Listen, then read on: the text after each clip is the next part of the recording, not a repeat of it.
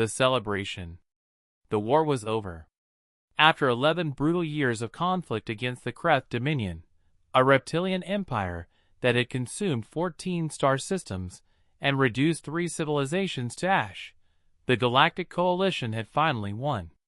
The Battle of Sorvin's Nebula had ended with the Kreth flagship splitting in two, its debris field glittering like a new constellation against the dark. Aboard the Coalition command vessel Unyielding Dawn, Admiral Varek of the Delori people raised a crystalline glass to his crew. He was old, nearly 300 years by human reckoning, and he had spent 40 of those years preparing for this moment.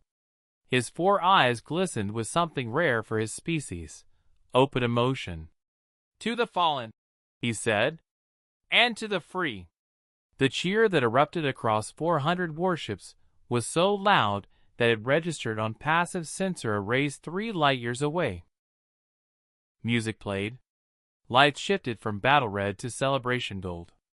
Across the fleet, beings of dozens of species embraced, wept, laughed, and toasted one another in 100 different languages. The Kreth were broken. The galaxy was safe. No one was watching the long-range sensors. The anomaly. Lieutenant Voss, a young Delori barely out of the academy, was the only one still at her post. Not out of duty, exactly. She simply didn't enjoy crowds. She was running a routine post-battle debris scan when the long-range array pinged. Once. Then again.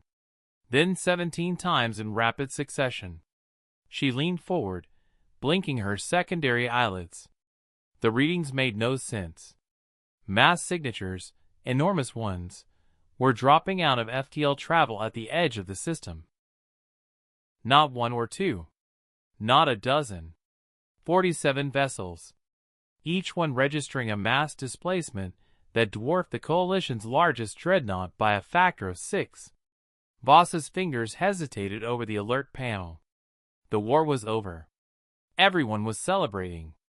She double-checked the scan. Triple-checked it. Then she hit the alarm. Silence across the fleet. The celebration died instantly. 400 warships went to battle stations in under 90 seconds. Admiral Varek reached the bridge still holding his glass, took one look at the tactical display, and set it down very carefully. "Identification?" he asked, his voice perfectly level. "Unknown configuration," Voss reported. "Hull materials don't match any cataloged species. Drive signatures are, we don't have a classification for them. Power readings are off the scale." "Kreth reinforcements?" someone asked from the back of the bridge. Voss shook her head. "No. These are bigger than anything the Kreth ever built. And they came from the opposite direction." She paused. "They came from the inner spiral arm. From the quiet zone." The quiet zone. Everyone knew what lived there, theoretically. A small rocky world, third from a yellow sun. A planet that had gone silent 800 years ago after a catastrophic series of internal wars. A species that had turned inward, stopped responding to Coalition signals, and disappeared from galactic affairs entirely. Earth. Varek stared at the display. "Are they broadcasting?" "Yes, sir. A single channel. Clearing it now." The voice that filled the bridge was calm, unhurried, and spoke in perfect Coalition standard with only the faintest trace of an accent that no living being had heard in 8 centuries. "Coalition fleet, this is Admiral Mara Voss of the Terran Dreadnought Command. We've been monitoring the Kreth conflict since year 1. We held our position as requested by our treaty obligations, but we watched. We are here now not as conquerors, not as rivals. We are here because the war is over, and it is time to remind the galaxy that Earth never left." What they saw. The 47 vessels moved into visible range slowly, deliberately, the way a mountain moves, with absolute confidence and zero urgency.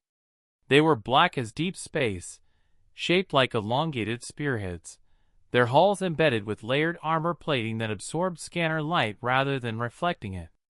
Along their spines ran weapon systems so large that Coalition engineers would later spend decades just cataloging them. Their engines burned a color no one had a name for. Something between white and gold, and the feeling of standing at the edge of something enormous. Each ship was nearly 9 kilometers long. The smallest one in the formation outgunned the entire Coalition fleet. Admiral Varric stood motionless for a long time. Then, slowly, he began to smile. "They didn't disappear," he said quietly. "They were building."